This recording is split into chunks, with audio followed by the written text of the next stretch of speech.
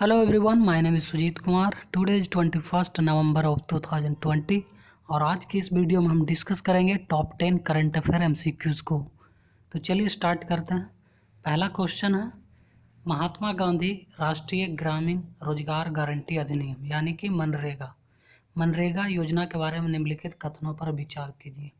Statement number 1, MNREGA Bharat में सभी परिवारों को 100 दिनों की अकुशल रोजगार की गारंटी प्रदान करता है।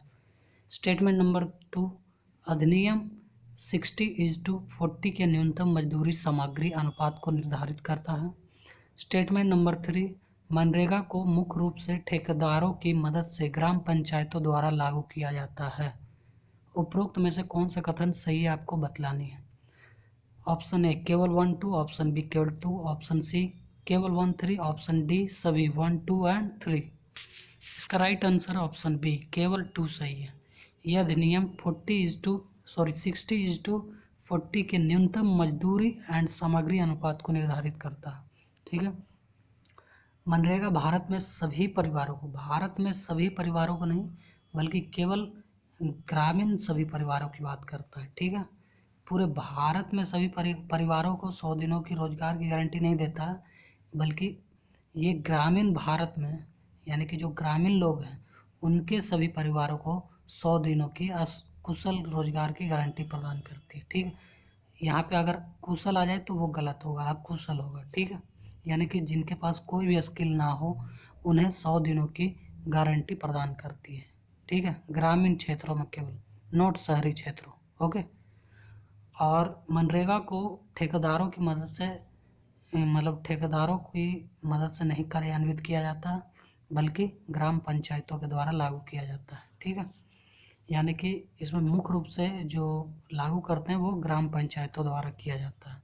इसमें ठेकेदारों को प्रतिबंध है। ठीक है, तो बढ़ते हैं अगले क्वेश्चन की ओर। अगला क्वेश्चन है, हाल ही में समाचारों में चर्चित लाइसाइट। ओके, लाइसाइट।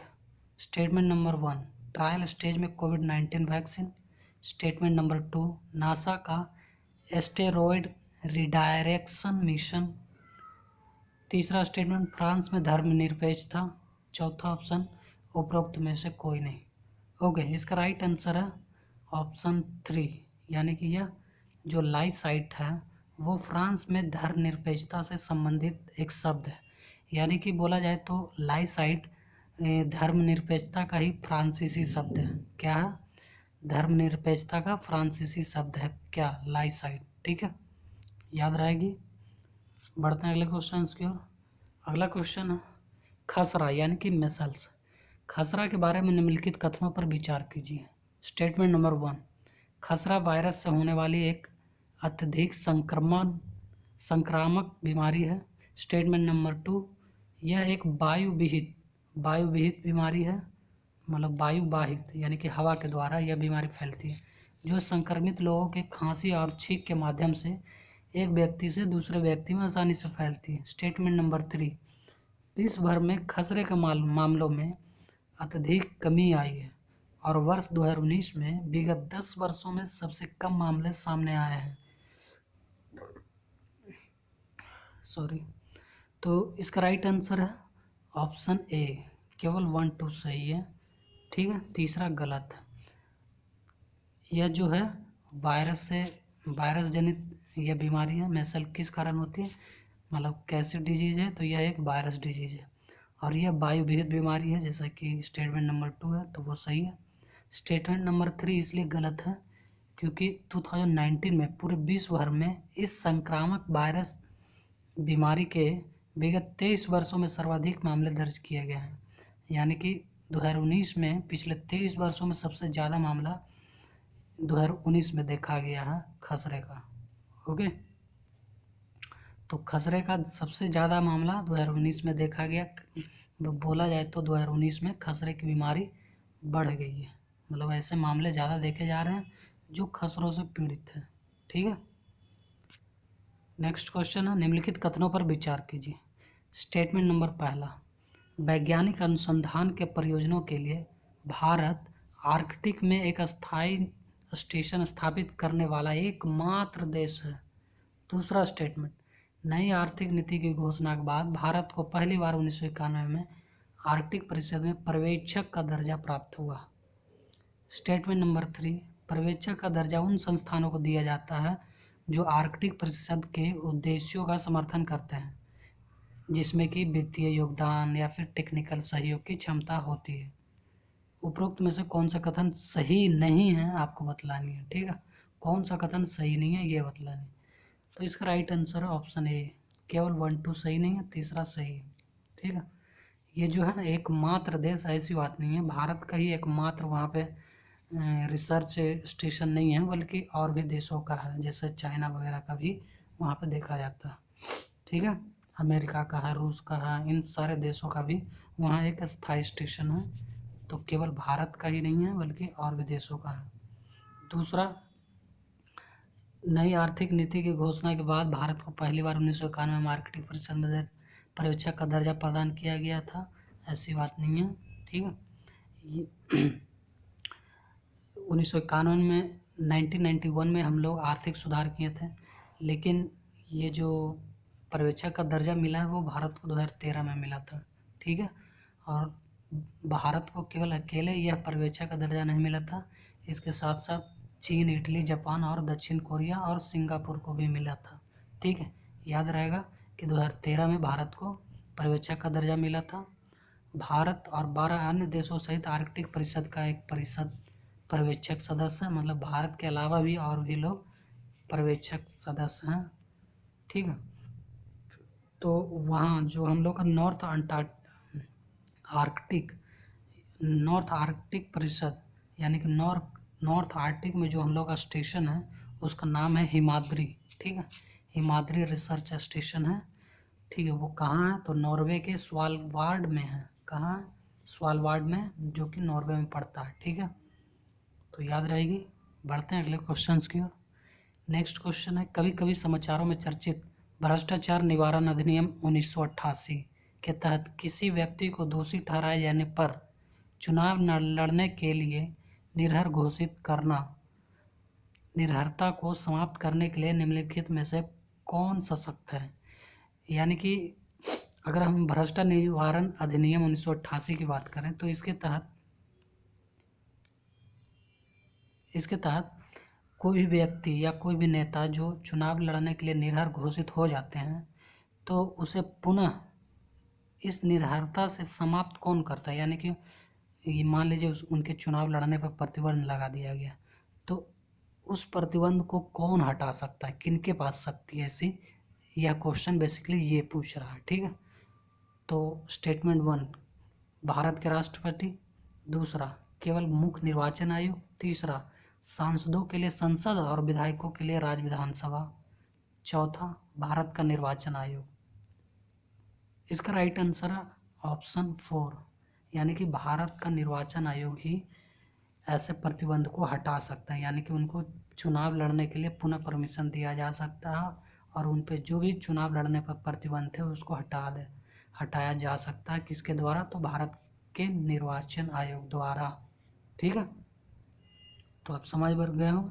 बस ये बात याद रखिएगा कि उनको चुनाव लड़ने के लिए निर्भर घोषित कौन करता है, किस अधिनियम के तहत किया जाता है, तो भ्रष्टाचार निवारण अधिनियम 1988 के तहत, ठीक है। केवल इन्हीं मामलों में अगर उसे निर्भर घोषित किया गया तो भारत का निर्वाचन आयोग उसे समाप्त कर सकता है, अन्य मामलों में इनके पास शक्ति नहीं है। जैसे कि मान लीजिए दल बदल के आधार पर उसे निर्भर घोषित कर दिया गया, तो इसकी शक्ति केवल संबंधित जो सभा होती है या लेजिस्लेटिव असेंबली, उसके जो स्पीकर होते हैं उनके द्वारा किसी को भी निर्भर या जो भी फैसले लिए जाते हैं, ठीक है। तो बढ़ते हैं अगले क्वेश्चंस की ओर। नेक्स्ट क्वेश्चन है, छठ पूजा के संबंध में निम्नलिखित कथनों पर विचार करें। पहला स्टेटमेंट, इसमें मूर्ति पूजा शामिल नहीं है। दूसरा स्टेटमेंट, रामायण और महाभारत दोनों में इसका उल्लेख है। उपरोक्त में से कौन सा कथन सही आपको बतलानी है। ऑप्शन ए दोनों 1 2, ऑप्शन बी केवल 2, ऑप्शन सी केवल 1, ऑप्शन डी कोई नहीं। इसका राइट आंसर ऑप्शन ए दोनों सही है, ठीक है। छठ पूजा में मूर्ति पूजा नहीं की जाती है और छठ पूजा का हमारा छठ पूजा का हमारे बहुत ही प्राचीन स्रोतों में भी उल्लेख मिलता है, जैसे कि रामायण, महाभारत और भी कई पुराणों में इसका उल्लेख मिलता है। ठीक है, तो मेनली रामायण और महाभारत में इसका उल्लेख मिलता है और इसमें मूर्ति पूजा शामिल नहीं है। छठ पूजा 2020 इस बार मनाया गया है 20 नवंबर को। और ये जो छठ पूजा त्यौहार है वो मेनली मुख्य रूप से बिहार, झारखंड, उत्तर प्रदेश और नेपाल के कुछ कुछ दक्षिणी इलाकों में भी मनाए जाते हैं, यानी कि नेपाल के जो मधेसी लोग हैं उन लोग भी छठ पूजा मनाते हैं। ठीक है, तो याद रखिएगा, अगर कभी पूछ दे कि छठ पूजा केवल भारत में ही मनाया जाता है तो ये गलत है, नेपाल में भी मनाए जाते हैं। ठीक है, रामायण की स्थापना के दिन रामायण में सीता ने सूर्य या फिर कह लें छठ पूजा की थी, तब से मनाया जाता है। ठीक है, महाभारत में कुंती द्वारा लाक्षागृह से भागने के बाद पूजा की गई थी, ऐसा उल्लेख है रामायण और महाभारत में। ओके, अगला क्वेश्चन है, भारत में स्वास्थ्य क्षेत्र के बारे में निम्नलिखित कथनों पर विचार करें। स्वास्थ्य पर केंद्र और राज्यों का संयुक्त खर्च भारत की जीडीपी का लगभग 1.5% है। दूसरा स्टेटमेंट कह रहा है, कुल स्वास्थ्य व्यय के प्रतिशत के रूप में पॉकेट खर्च 60% जितना अधिक है। उपरोक्त में से कौन सा कथन सही आपको बतलाने, केवल 1 2, ऑप्शन बी केवल 2 3, ऑप्शन सी केवल 1 3, ऑप्शन डी सभी 1 2 एंड 3। इसका राइट आंसर है ऑप्शन सी, दोनों सही है। ओके, तो वर्तमान में जो हम लोगों का केंद्र और राज्य दोनों को जोड़ दें तो पूरे भारत की जीडीपी का 1.5% स्वास्थ्य पे खर्च किया जाता है। ठीक है, और कुल स्वास्थ्य व्यय के प्रतिशत के रूप में पॉकेट खर्च 60% जितना अधिक है। ठीक है, यानी कि 60% है मान लीजिए। हेल्थ एक्सपेंडिचर से संबंधित अगर हम इशू की बात करें तो जैसा कि राष्ट्रीय स्वास्थ्य नीति 2017 के तहत निर्धारित किया गया था कि स्वास्थ्य पे खर्च जीडीपी का 2.5% होना चाहिए, लेकिन ये राष्ट्रीय स्वास्थ्य नीति 2017 द्वारा निर्धारित 2.5% के लक्ष्य से भी काफ़ी नीचे है हम लोगों का स्वास्थ्य एक्सपेंडिचर, यानी कि मात्र 1.5% है, जो कि राष्ट्रीय स्वास्थ्य नीति द्वारा निर्धारित लक्ष्य से काफ़ी नीचे है। ठीक है, तो याद रखिएगा, राष्ट्रीय स्वास्थ्य नीति 2017 के तहत कितना लक्ष्य निर्धारित किया गया था, तो 2.5%, यानी कि भारत की जीडीपी का 2.5%, दोनों केंद्र और राज्य दोनों का संयुक्त खर्च मिला के। ठीक है, तो ये थी कुछ। ठीक है, अगला क्वेश्चन है, बोरा गुफाएं हाल ही में खबरों में थी। बोरा गुफाएं हाल ही खबरों में थी, निम्नलिखित में से किस राज्य में स्थित है। पहला आंध्र प्रदेश, कर्नाटक, केरल, तमिलनाडु। उपरोक्त में से कौन सा कथन सही है। इसका right answer option A, Andhra Pradesh में स्थित है। बोरा गुफाएं कहाँ स्थित है, आंध्र प्रदेश में।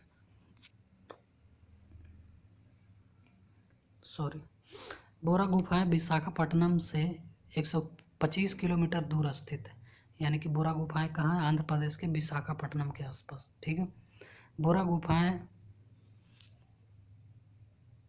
अराकू घाटी की अनंतगिरी पहाड़ियों में पाए जाते हैं। कहाँ, अनंतगिरी पहाड़ी में। ठीक है, यहाँ पे एक अराकू घाटी भी है, याद रहेगी। बोरा पहाड़ी कहाँ है, बोरा केव्स कहाँ है, बोरा गुफाएं कहाँ है, अनंतगिरी पहाड़ी में। और ये यहाँ पे एक स्थित है क्या, अराकू घाटी। ठीक है, इन गुफाओं को मेनली चूना पत्थर की दृष्टि से काफ़ी फेमस है। यहाँ पे जो पर्वत है वो कह ले तो चूना पत्थर है। ठीक है, यहाँ के जो लैंडस्केप है यानी कि कह लें भू आकृति, तो वो चूना पत्थर से निर्मित है। यहाँ पे आपको बहुत सारे स्टेलेक्टाइट और स्टेलेग्माइट जैसी संरचनाएं दिखेगी, जो कि भूमिगत जल द्वारा ये संरचनाएं बनाई जाती हैं, और ऐसा तभी संभव है जब वहाँ की मिट्टी में हल्का फुल्का चूना हो। ठीक है, यानी चूना मिट्टी, चूना पत्थर वाले वह जगह हो, वहाँ की भू आकृति हो। ठीक है, तो स्टेलेग्माइट, स्टेलेक्टाइट जैसे संरचनाएं वहाँ पे मिलती है। ये चूना पत्थर की गुफाएं हैं, जैसा कि मैंने बतलाया। इन गुफाओं में शिव पार्वती का मंदिर है, ऋषि की दाढ़ी, मातृ शिशु, मगरमच्छ, मानव मस्तिष्क, बाघ, गायों के झुंड के रूप में स्टेलेक्टाइट और स्टेलेग्माइट द्वारा संरचनाएं बनाई गई है। ओके। तो बेसिकली बोरा केव्स में आपको केवल इतना याद रखना कि यह आंध्र प्रदेश में और यह विशाखापट्टनम में अनंतगिरी पहाड़ी में है। और ये जो गुफाएं हैं वो किस तरह की गुफाएं, तो चूना पत्थर द्वारा निर्मित गुफाएं। नेक्स्ट क्वेश्चन, क्रिस्टल द कुनहा हाल ही में खबरों में था, यह निम्नलिखित में से किस महासागर में स्थित है? तो इसका राइट आंसर है ऑप्शन 4, यानी कि अटलांटिक महासागर में यह स्थित है। कहाँ स्थित है? अटलांटिक महासागर में। क्रिस्टल द कुनहा कहाँ स्थित है? अटलांटिक महासागर में, ठीक है। और ये जो है क्रिस्टल द कुनहा वह एक ज्वालामुखी द्वीप है, ठीक है, याद रहेगी। ओके। ये जो अटलांटिक महासागर है, मान लीजिए इस आकार की जो अटलांटिक महासागर है उसके साउथ में, ठीक है। Next question, this is a last question. राष्ट्रीय जनसंख्या रजिस्टर एनपीआर के संबंध में निम्नलिखित कथनों पर विचार कीजिए। पहला, एनपीआर एक डेटाबेस है जिसमें देश के सभी समान निवासियों की सूची होती है। एनपीआर को पहले 2019 में एकत्र किया गया था और फिर 2020 में अपडेट किया गया है। उपरोक्त में से कौन सा कथन सही है? ऑप्शन ए केवल 1, ऑप्शन बी केवल 2, ऑप्शन सी 1 2 एंड 1 2 दोनों, ऑप्शन डी कोई नहीं। इसका राइट आंसर ऑप्शन ए। एनपीआर एक डेटाबेस है जिसमें देश के सभी समान नागरिक, बोले तो मतलब हम लोग आम जनता, आम नागरिकों की सूची है, ठीक है, यहाँ के सिटीजन की सूची। और इसे पहली बार एकत्र किया गया था 2010 में, ठीक है, और इसे फिर 2015 में अपडेट किया गया था, ठीक है। याद रहेगी कि इसको लास्ट टाइम कब अपडेट किया गया था? 2015 में। तो आई होप कि आपको अच्छा लगा होगा। अगर अच्छा लगा तो प्लीज़ इस वीडियो को लाइक करिए, शेयर करिए और अपने दोस्तों को ज़्यादा से ज़्यादा शेयर करिए, विशेषकर। ओके, थैंक यू दोस्तों, हैव अ नाइस डे। और हाँ, अगर अभी तक आपने इस चैनल को सब्सक्राइब नहीं किया तो प्लीज़ ज़रूर कर लीजिए, ताकि हमारी अगली आने वाली वीडियो का नोटिफिकेशन आपको जल्द से जल्द मिल जाए। थैंक यू दोस्तों, हैव अ नाइस डे।